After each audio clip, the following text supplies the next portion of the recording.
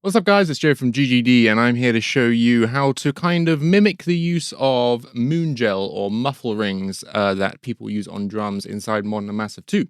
Say you've got a drum or even a cymbal that you just want to shorten the sustain of. You can do that really simply in Modern and Massive 2 using the envelope controls. So let's get into it. What I'm going to do is first load up a kit with a really ringy snare. I'm going to I'll use the anger mix preset for, obvious reasons. And what we're sounding like is this.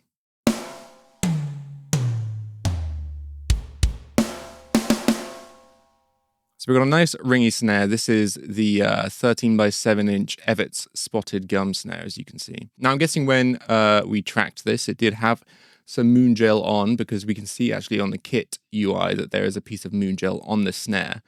But if we solo the snare top,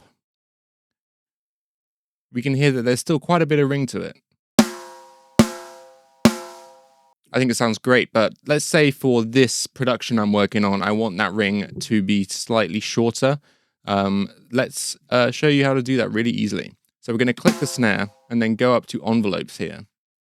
Now what we've got here is an AHD control for the snare close mics and the snare far mics.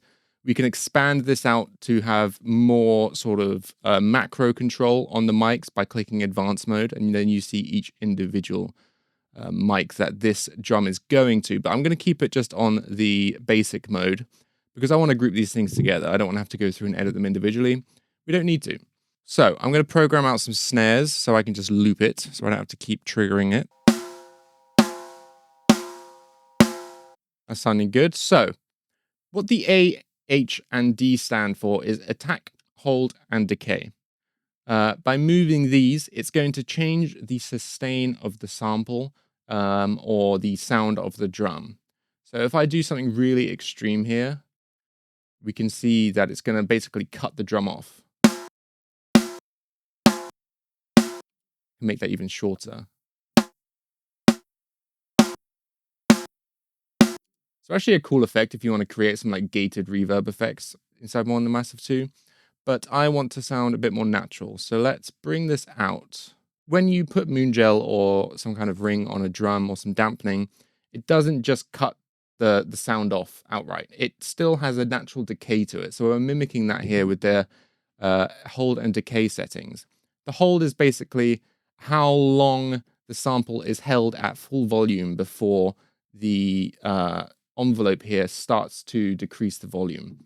The decay is the rate at which the volume is decreased. So if we have a really long decay, it's going to have the attack here, it's going to hit the hold threshold, and then it's going to start decaying over a nice long ramp. If I bring this up really short, the rate at which the volume goes down is extremely quick. So in order to have a natural decay, we can have a short attack and hold, but we want a longer decay.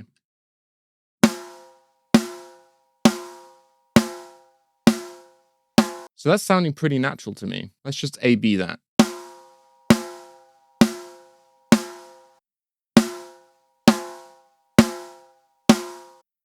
So there we go. I think that really authentically kind of captures what some dampening on a drum does in real life. So let's unsolo the snare channel.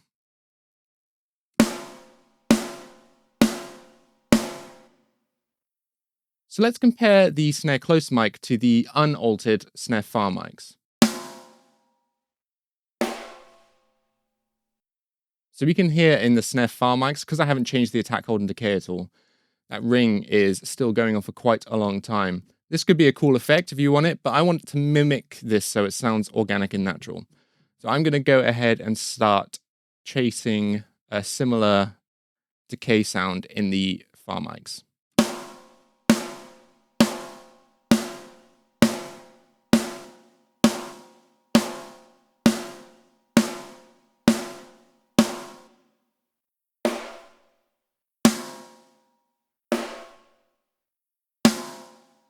Okay, I'm happy with that. As you can see, we've ended up at pretty similar settings. I'd say as just a kind of starting point, you can go ahead and just copy the settings from the close mic into the far mics and then fine tune it.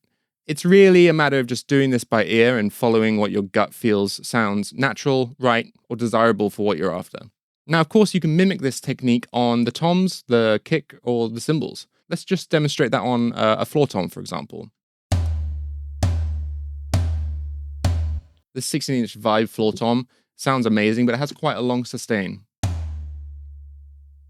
So I'm just going to loop that and do the exact same technique that I was just showing you. So go in, I'm going to go ahead and solo that floor tom mic.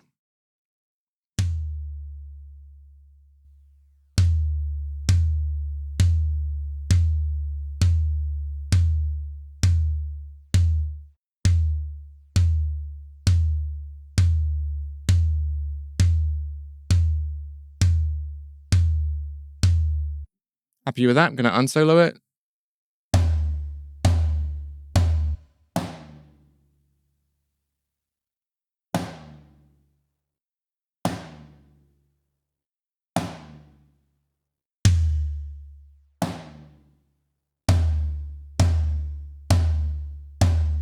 So that's how to easily sort of muffle or change the sustain and decay of the drums and cymbals inside Mono Massive 2. Let me know if you end up using this technique, guys. I think it's a really easy and creative way to completely change the vibe and feel of a kit inside this drum library. See you next time.